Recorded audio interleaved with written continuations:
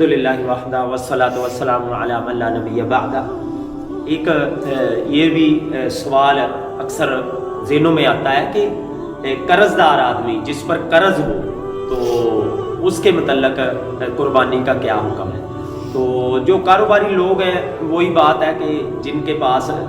گنجائش نکلتی ہے، اگر وہ مقروض بھی ہیں، کاروباری اکثر لوگ مقروض بھی ہوتے ہیں، انہوں نے کسی کے دینے بھی ہوتے ہیں، لینے بھی ہوتے ہیں، یہ سلسلہ چلتا رہتا ہے۔ لیکن اگر کسی کے اندر گنجائش اتنی ہے کہ وہ قرض بھی اتار سکتا ہے اور وقتی طور پر وہ قربانی بھی کر سکتا ہے تو اس کو قربانی کرنی چاہیے۔ یہ بڑا پسندیدہ عمل ہے، اور جو یہ 10 دن ہے ان کے اندر پہلے دن جو ہے عید والے دن کی قربانی کے حوالے سے یہ دن بھی آتا ہے، تو اس دن جانور ذبح کرنا اللہ تعالیٰ کو جو ہے وہ بڑا محبوب عمل ہے، تو ہمیں جو ہے اس کے لیے گنجائش نکالنی چاہیے۔ نبی علیہ الصلوۃ والسلام اور صحابہ کرام جو ہے وہ ان کی مالی پوزیشن آپ جانتے ہیں کہ کیسی تھی، لیکن آپ علیہ الصلوۃ والسلام نے جیسا کہ میں نے بتایا تھا کہ بھی 10 سال مدینے کے اندر آپ نے قربانی کی، اور آپ جو ہے وہ مینڈے ذبح کرتے رہے،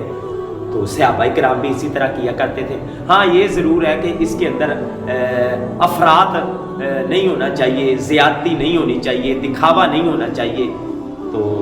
اور ایسی چیزیں جو سنت سے ثابت نہیں ہیں وہ نہیں ہونی چاہیے۔ باقی نبی علیہ الصلوۃ والسلام کے طریقے کے مطابق ہم یہ عمل کریں، اور نبی علیہ السلام نے فرمایا کہ لا تذبحوا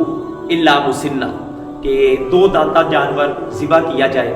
تو اگر تنگی ہو،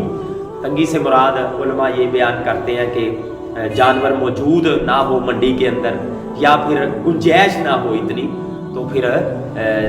جزا جو ہے وہ بھیڑ قسم کا وہ ذبح کر دیا جائے، کھیرا، تو وہ جو ہے کفایت کر جائے گا۔ تو یہ ہمیں جو ہے وہ سنت کے مطابق جو ہے، اور اسی طرح عقیقہ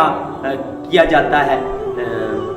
قربانی کے اندر، یہ بھی غیر مسنون عمل ہے، تو ہمیں اس سے بچنا چاہیے۔ نبی علیہ الصلوۃ والسلام سے بڑے جانور کا عقیقہ تو ثابت ہی نہیں ہے، اور اسی طرح جو ہے وہ جانوں کا ذکر ہے، شاتانی مکافتانی کے الفاظ ہیں حدیث میں کہ برابر 2 بکریاں، تو لڑکے کی طرف سے اور لڑکی کی طرف سے 1 جان، تو قربانی کے لیے گائے میں 7 حصے اور اونٹ کے اندر 10 تک حصے بھی حدیث سے ثابت ہے۔ باقی ان کے اندر عقیقے کا معاملہ کرنا، عقیقہ تو ویسے 7ویں دن کرنا چاہیے، تو قربانی کے ساتھ عقیقے کو ملانا ہی کوئی سمجھ نہیں آتا،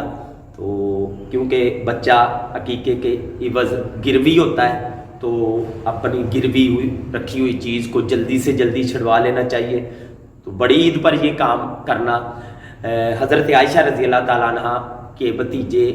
کی پیدائش کے موقع پر کسی نے کہا کہ اونٹ ذبح کیا جائے، تو انہوں نے کہا معاذ اللہ، اللہ کی پناہ، ہم تو وہی کریں گے جو اللہ کے نبی کیا کرتے تھے، یعنی آپ سے چھوٹے جانور کا عقیقہ جو ہے وہ مسنون ہے۔ اللہ تعالیٰ ہمیں ہر وہ عمل کرنے کی توفیق دے جو اللہ کا پسندیدہ ہو اور اللہ کے نبی کے طریقے کے مطابق ہو۔ وما علیہ الا البلاغ۔